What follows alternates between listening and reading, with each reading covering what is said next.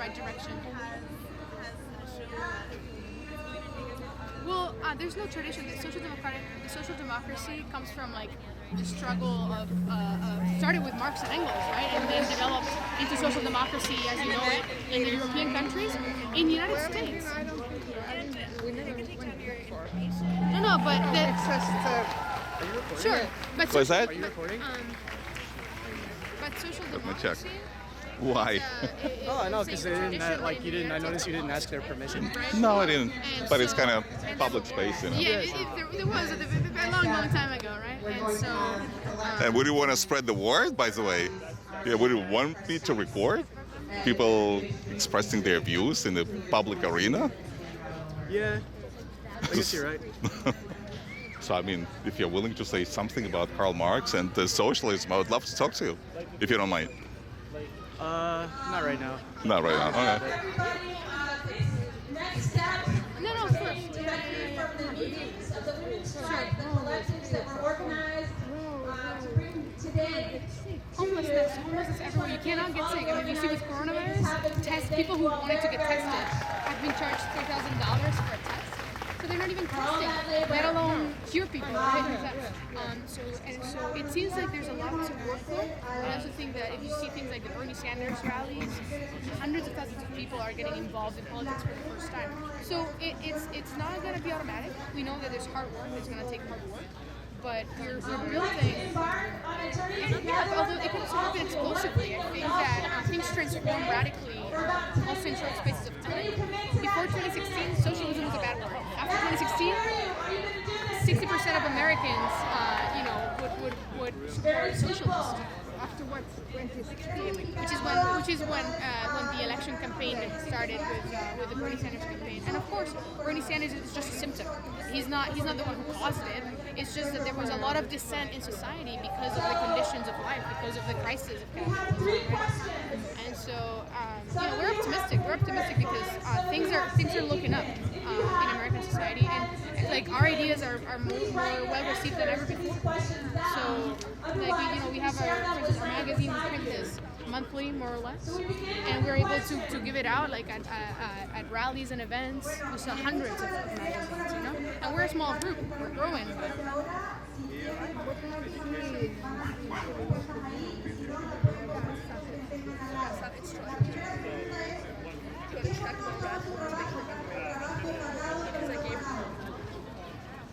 I have the emails too. Yeah, they're saying free stuff. So if you have a piece of paper, We don't understand. They also suffer the consequences of capitalism. They work 2 jobs, 3 jobs, and I think I think we gotta be patient, and I think that Trump promised better jobs, promised better wages, and he couldn't provide them. So I think people's confidence. just take a minute to answer that question. Work hard and you'll get your reward. And then what happens when you work? Afford a different house, or you can afford house. Are you also asking the question?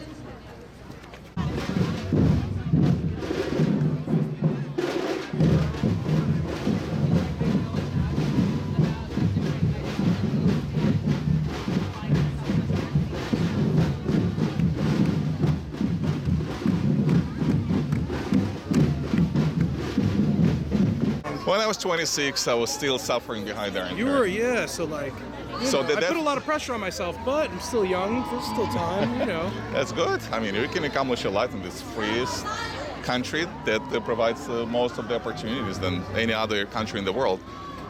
Of course, these people think differently. Yeah. I think they just don't understand. I'm gonna go make some more rounds. Sure, go I'm sure I'll ahead. see Good you luck. again before. All right.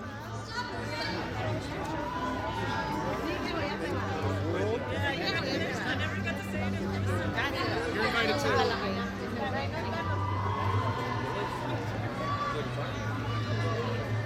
Socialists. Do you think that socialists are good with Muslim women?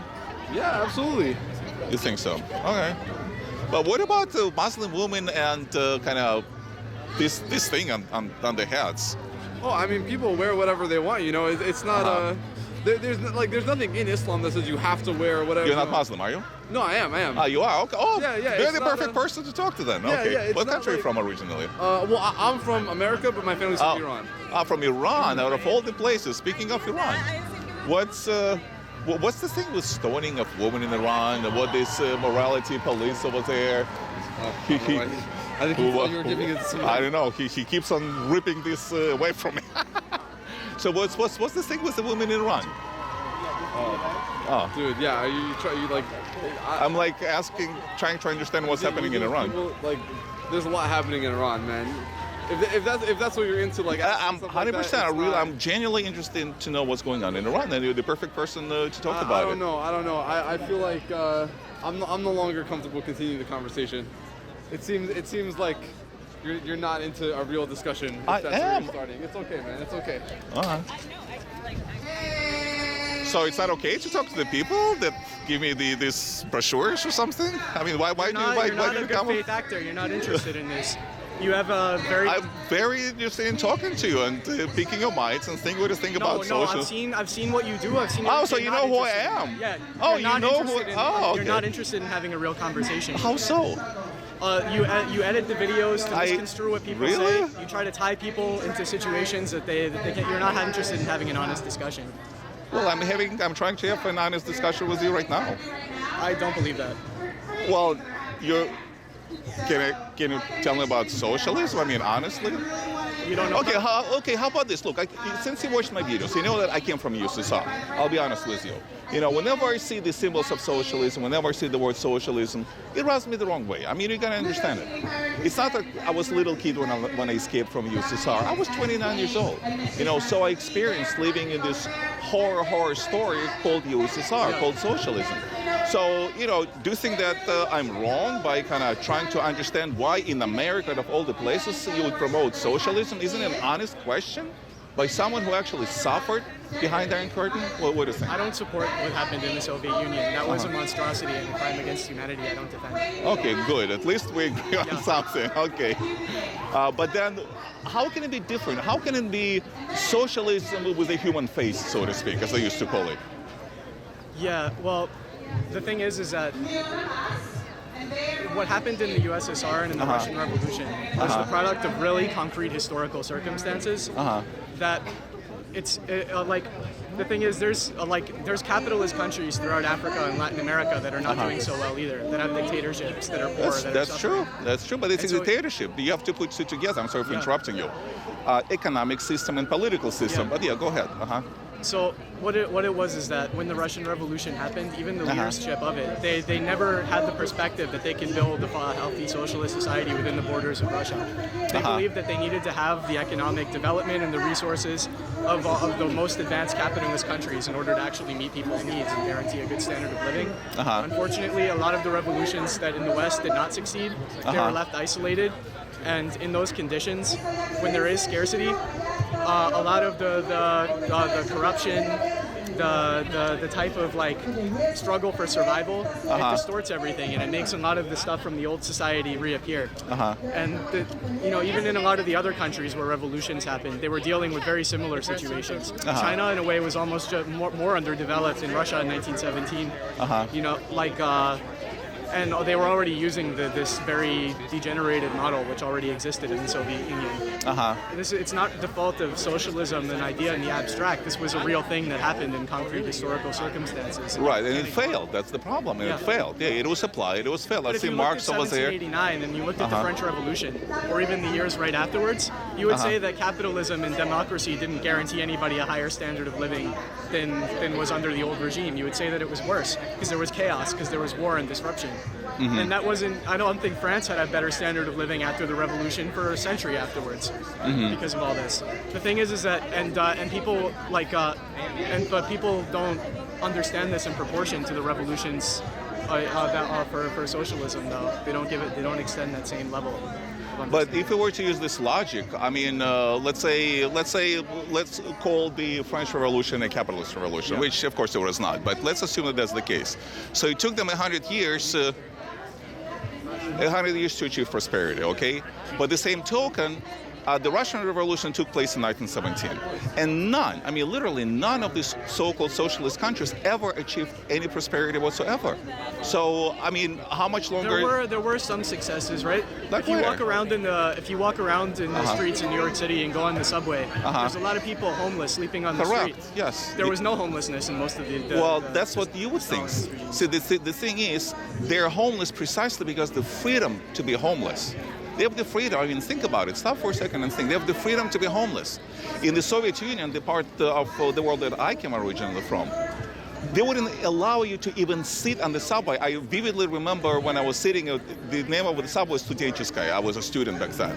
And I met some American friends. We just sat, you know, on the pavement, I mean, on the platform.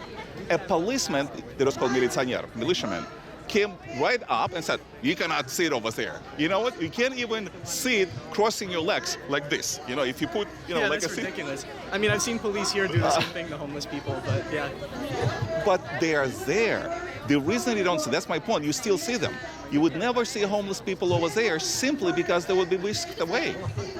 Not that, you know, it's good to be homeless in the first place, but the conditions people lived in. I myself lived in a horrible, horrible condition when I was born near Vladivostok. I mean, horrible conditions. No running water, no toilet. I was a little baby. I mean, what we had to go through was horrendous. And I lived kind of through the kind of best part of socialism. So my point is, how can you make socialism work if it failed for 100 years? What failed, like I said, was a particular country in a particular historical circumstance. It fell in Russia, it fell in China, it fell in Vietnam, it fell in Cambodia, it fell in Mozambique, it fell in Angola, it fell in the entire Eastern Europe. You could have Everywhere said this after the Napoleonic Wars about, like I was saying, about capitalism back then too. So are you saying that America is a failed country, is a failed state? I'm not saying that, though there are certain aspects in certain parts of public health that are very desperate. Okay, fine, let's say that. that it's not, I didn't say it's perfect, but it's not failed, right? You will agree, it's not a failed state. Not overall, yeah. Okay, so but Russia was a failed state. I mean, after all, the USSR doesn't exist anymore, right? Eastern European countries, none of them embraced socialism after the collapse of the Soviet Union. If the system was so good, I mean, logically speaking, right? If the system were so good, they would have embraced the socialism. Yeah, I'm not trying to argue that those systems were good. I'm not. We follow like the. But this is socialism. This is what they are promoting, and this is the names of the countries. That's the word that they use. That was not socialism. That was this was the result of very concrete things that happened. It wasn't like. Well, we are actually in the political tradition of Leon Trotsky, who was one of the first people trying to fight against this monstrous system that was occurring there. Actually, thanks to Trotsky, I'm sure you know history, Russian history. Thanks to Trotsky, the Russian Revolution succeeded. He was a genius, organizing genius. Exactly. If not for him, Lenin would have failed. Lenin was a monster. They all were monsters, but it's kind of a different story. The reason I'm saying that, I'm getting more and more into Russian history because obviously everything they were taught over there in the USSR was complete lie from A to Z. So now that I'm learning more, I realize what a monstrosity Lenin actually was. And I hope that you're not kind of Leninist, are you? I don't I disagree about characterizing him as a monster. I think that there were certain writings coming out of the Civil War and the conditions of war that when you isolate them from that, they look really bad. But any leader in a military situation is going to write similar things. But he created out of the blue. I mean, out of blue, he created the situation. How can you justify someone who out of blue, imagine if I come over here like you're doing. One person's not that powerful. I think that no one person can possibly create a revolution. No one person can do that by themselves. Okay, let's say that was the path. The revolution was the product of real things that were going on. The Russian people wanted to overthrow the existing system at that time. If that wasn't the case, it would have never happened. I want revolution. I'm trying to spread the ideas right now. Okay. If it was just that easy, it would happen. Well, that's exactly right. But how can you convince me or somebody else that it's the right path? This is something that we should embrace. I mean, that's what boils down to, right? Convince me, especially someone who came from the USSR. Yeah. The thing is that our current food systems that exist in the world today. Food system, sorry. Food, you said? Yeah, production of food. Okay, There's enough to feed 10 billion people, more than exists on the planet. But yet 4 billion people on the earth are starving today and food insecure. That makes no logical sense. The only reason is because they can't afford it. The only reason is in the U.S., there's 2 empty investor-owned homes on average for every homeless person that's sleeping on the street. That's an insane state of affairs. They should not be allowed to exist. I think that the only reason that happens is because there's a small group of people who are just running all this technology in these industries for their own profits, and that if we were able to use this and able to give those homes to those homeless people, give those foods to those hungry For people, free. there's more than enough. We have a state of general abundance in the world today. That Really? Where? Do you see abundance in Africa? I haven't seen any abundance in Africa or there's no abundance South in Africa America. because they're being robbed through debt bondage. It's not because it's not. So it's for- not Africans' fault. It's somebody else's fault. I mean, there's very corrupt and collaborationist governments there that help the state of affairs, but fundamentally, no. Africa is one of the most resource-rich places in the world. That's exactly Yeah, right. there's And yet, like Russia, that's you're making a very good point. That's exactly right. Like USSR, that it came from A, it's the largest country in the world, and being 1/6 of the land mass, obviously they have like all the natural mineral What I mean is resources that you can think of. And you yet, think about it, I'm sorry, let me finish. And yet, with the system that I lived in USSR, there is no proverbial bread or milk. You'll have to stand in long lines to get just that. So Most of why is Africa that? has a capitalist economy today, and it looks like that's been an utter failure for them. Well, dictatorship, but you also said it's also a dictatorship. So that's the crux of the matter. Yes, it's capitalist on the one hand, but I would rather call it kleptocracy, dictatorship, kleptocracy, just like what's happening in Russia today. The Russians got better, of course, now that it's kind of quasi-capitalist, I would call it again kleptocracy. They're definitely much better than before, but they're still a far, far cry from the standards of living that we're enjoying in the West. Thanks to I wonder, thanks to what are we enjoying this high standards of living? The thing is that if you look at the historical situation before, under the Romanov monarchy, there was much worse poverty. There was much worse underdevelopment. There was, like no railroads. There was like the only industry was like foreign capital that was exploiting. Actually, the longest railroad, and that's basically what collapsed the Russian economy before the revolution, was building the Trans-Siberian Railway, the longest one. The conditions were much worse even before the Soviet Union.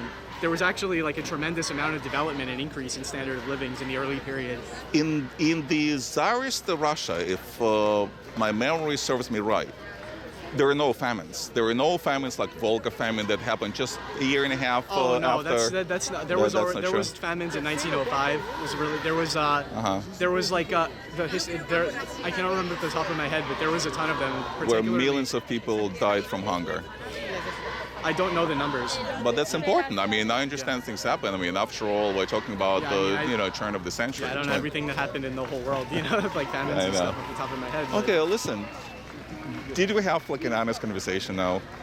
Do you know how to find me? How to find my YouTube channel? I'll give you the card if you don't know how. I'm not hiding anything, but to be honest with you, when I say, socialism, you gotta understand. I don't want socialism in America. I don't want socialism anymore for a very simple reason.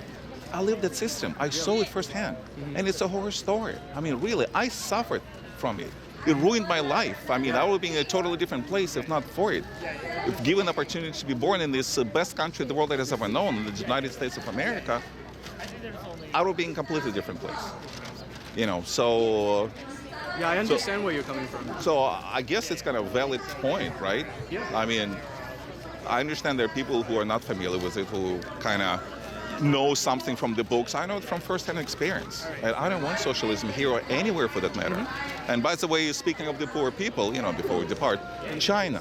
I mean, this is probably one of the best examples. I mean, how to bring people out of poverty. Yeah. The revolution in China happened, again, history. There was, Chiang Kai-shek, and there was Mao Zedong, there was Kuomintang, and then they were fighting. They had to join forces to find the Japanese. I want to help packing up now. Just the last point. Yeah.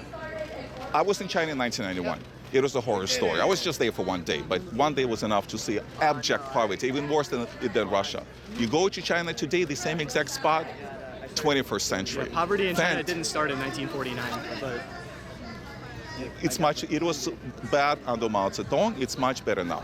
What changed? The system, sort of. Okay. Anyway, nice talking to you.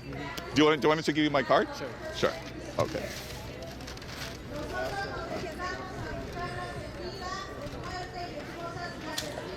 So the front of the card is kind of my legitimate business, but in the back, that's where you'll find my YouTube videos. Yeah.